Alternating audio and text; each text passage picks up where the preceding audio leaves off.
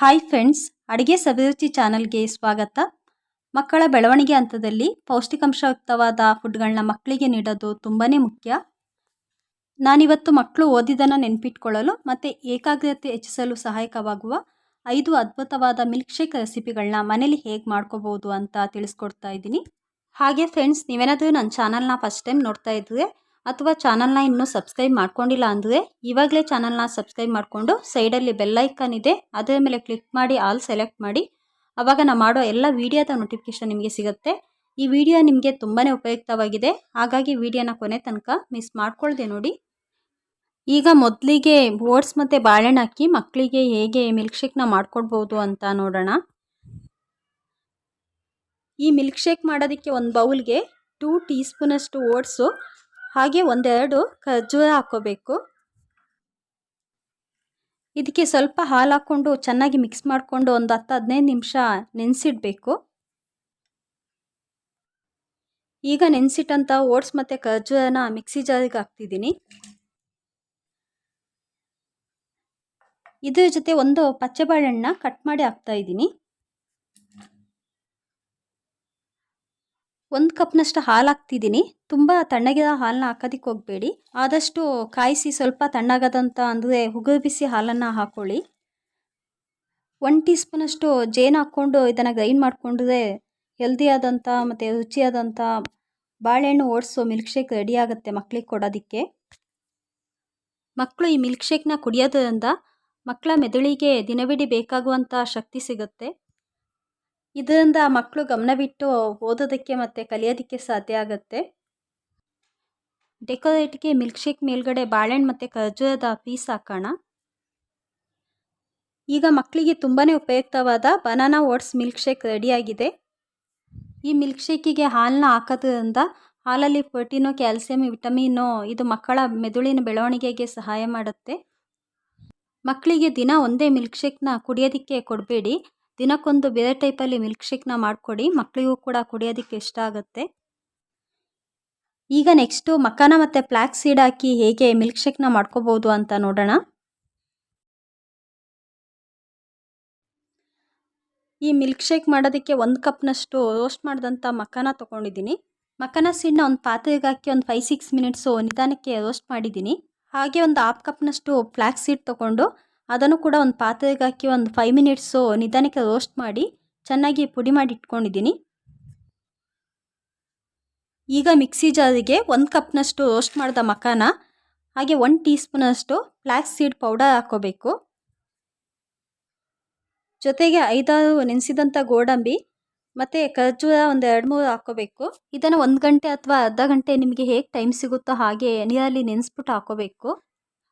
ಏಲಕ್ಕಿ ಪುಡಿ 1/4 ಟೀ ಸ್ಪೂನಷ್ಟು ಹಾಕ್ಕೊಳ್ಳೋಣ. ಇದಕ್ಕೆ ಒಂದೇ ಸತಿ ಜಾಸ್ತಿ ಹಾಲು ಹಾಕ್ಕೊಂಡು ಗ್ರೈಂಡ್ ಮಾಡ್ಕೋಬೇಡಿ, ಚೆನ್ನಾಗಿ ಗ್ರೈಂಡ್ ಆಗಲ್ಲ. ಫಸ್ಟು ಸ್ವಲ್ಪ ಹಾಲು ಹಾಕ್ಕೊಂಡು ಗ್ರೈಂಡ್ ಮಾಡ್ಕೊಳ್ಳಿ.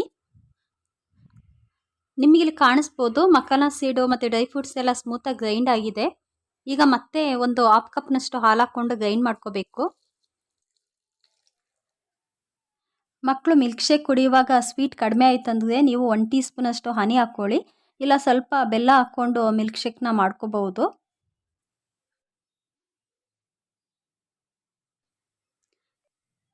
ಈಗ ಮಕ್ಕಳಿಗೆ ತುಂಬಾ ಉಪಯೋಗವಾಗುವಂತಹ ಮಖಾನ ಮತ್ತು ಫ್ಲ್ಯಾಕ್ಸ್ ಸೀಡ್ ಮಿಲ್ಕ್ ಶೇಕ್ ರೆಡಿಯಾಗಿದೆ. ಒಂದು ಗ್ಲಾಸಿಗೆ ಸರ್ವ್ ಮಾಡೋಣ. ಮಖಾನದಲ್ಲಿ ಕಡಿಮೆ ಕ್ಯಾಲೋರಿ ಮತ್ತು ಹೆಚ್ಚಿನ ಪ್ರೋಟೀನ್ ಇದೆ. ಇದು ಮಕ್ಕಳಲ್ಲಿ ನೆನಪಿನ ಶಕ್ತಿನ ಜಾಸ್ತಿ ಮಾಡೋದಕ್ಕೆ ಸಹಾಯ ಮಾಡುತ್ತೆ. ಹಾಗೆ ಮಕ್ಕಳು ಯಾವಾಗಲೂ ಆ್ಯಕ್ಟಿವ್ ಆಗಿ ಕೆಲಸ ಮಾಡೋದಕ್ಕೆ ಬೇಕಾಗುವಂಥ ಶಕ್ತಿಯನ್ನು ನೀಡುತ್ತೆ. ಜೊತೆಗೆ ಫ್ಲ್ಯಾಕ್ಸ್ ಸೀಡ್ ಕೂಡ ಮಕ್ಕಳ ನೆನಪಿನ ಶಕ್ತಿನ, ಏಕಾಗ್ರತೆನ ಜಾಸ್ತಿ ಮಾಡೋದಕ್ಕೆ ಸಹಾಯ ಮಾಡುತ್ತೆ.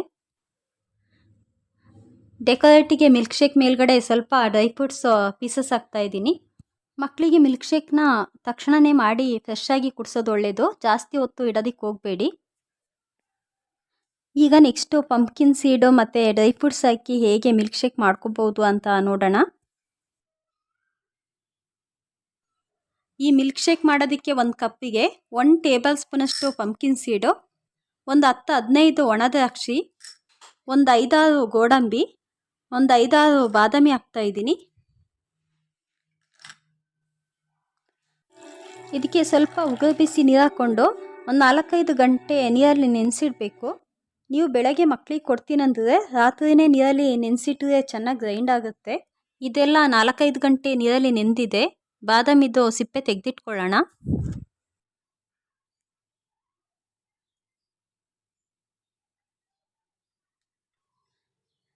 ನಿಮಗಿಲ್ಲಿ ಕಾಣಿಸ್ಬೋದು, ನಾನು ಬಾದಾಮಿ ಸಿಪ್ಪೆನ ನೀಟಾಗಿ ತೆಗೆದಿದ್ದೀನಿ. ಇದನ್ನೆಲ್ಲ ಮಿಕ್ಸಿ ಜಾರಿಗೆ ಹಾಕ್ಕೊಂಡು ಮೊದಲು ಸ್ವಲ್ಪ ಹಾಲು ಹಾಕ್ಕೊಂಡು ಗ್ರೈಂಡ್ ಮಾಡ್ಕೋಬೇಕು. ಫಸ್ಟು ಸ್ವಲ್ಪ ಹಾಲಾಕಿ ಗ್ರೈಂಡ್ ಮಾಡೋದ್ರಿಂದ ಡ್ರೈ ಫ್ರೂಟ್ಸು ಮತ್ತು ಪಂಪ್ಕಿನ್ ಸೀಡ್ ಎಲ್ಲ ಚೆನ್ನಾಗಿ ಗ್ರೈಂಡ್ ಆಗುತ್ತೆ.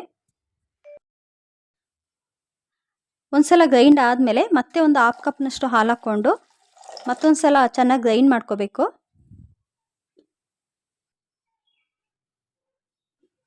ಈಗ ಪಂಪ್ಕಿನ್ ಸೀಡು ಡ್ರೈ ಫ್ರೂಟ್ಸ್ ಹಾಕಿ ಮಾಡಿದಂಥ ಮಿಲ್ಕ್ ಶೇಕ್ ರೆಡಿಯಾಗಿದೆ. ಇದನ್ನು ಒಂದು ಗ್ಲಾಸಿಗೆ ಸರ್ವ್ ಮಾಡೋಣ. ಮಕ್ಕಳು ದೀರ್ಘಕಾಲ ತನಕ ಓದಿದ್ದನ್ನು ನೆನಪಿನಲ್ಲಿ ಇಟ್ಕೊಳ್ಳೋದಕ್ಕೆ, ಹಾಗೆ ಮಕ್ಕಳಲ್ಲಿ ಒತ್ತಡ ಕಡಿಮೆ ಆಗಿ ಓದಿನ ಕಡೆ ಗಮನ ಜಾಸ್ತಿ ಆಗೋದಕ್ಕೆ ಈ ಮಿಲ್ಕ್ ಶೇಕ್ನ ಕುಡಿಯೋದು ತುಂಬಾ ಮುಖ್ಯ. ಪಂಪ್ಕಿನ್ ಸೀಡು ಮತ್ತು ಡ್ರೈ ಫ್ರೂಟ್ಸು ಮಕ್ಕಳಲ್ಲಿ ಆಲೋಚನಾ ಶಕ್ತಿನ ಹೆಚ್ಚಿಸೋದಕ್ಕೆ ಸಹಾಯ ಮಾಡುತ್ತೆ. ನಾನು ಜಸ್ಟ್ ಡೆಕೋರೇಟಿಗಾಗಿ ಪಂಪ್ಕಿನ್ ಸೀಡ್ ಹಾಕಿದ್ದೀನಿ. ಮಕ್ಕಳು ಇದನ್ನು ತಿನ್ನೋದಕ್ಕೆ ಚೆನ್ನಾಗಿ ತಿನ್ನಬೇಕಾಗತ್ತೆ. ಮಕ್ಕಳಿಗೆ ತುಂಬಾ ಹೆಲ್ಪ್ ಆಗುವಂಥ ಪಂಪ್ಕಿನ್ ಸೀಡು ಮತ್ತು ಡ್ರೈ ಫ್ರೂಟ್ಸ್ ಮಿಲ್ಕ್ ಶೇಕ್ನ ನೀವು ಕೂಡ ಮಕ್ಕಳಿಗೆ ಕುಡಿಲಿಕ್ಕೆ ಕೊಡಿ. ಈಗ ನೆಕ್ಸ್ಟು ಅಂಜೂರ ಮತ್ತು ಖರ್ಜೂರನ ಹಾಕಿ ಮಿಲ್ಕ್ ಶೇಕ್ ಹೇಗೆ ಮಾಡ್ಬೋದು ಅಂತ ನೋಡೋಣ.